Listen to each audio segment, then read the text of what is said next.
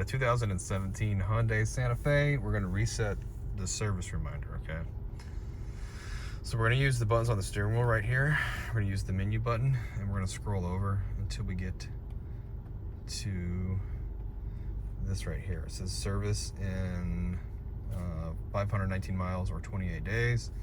We just changed the oil. Sometimes it won't be on that menu right away, so you're going to need to press down. So you'll see tire pressure here, but all we're going to do is press and hold down the back button. Okay, and it'll reset to 5,000 miles or 182 days. You can change this if you go to the gear symbol here and go down to service interval and hit enter on that. All right, and you can go through and change the miles and the time, okay? So I hope the video was quick and straightforward. If you thought it was, appreciate it if you could hit that like button for me or leave me a comment, and I hope to see you again in another Hyundai video.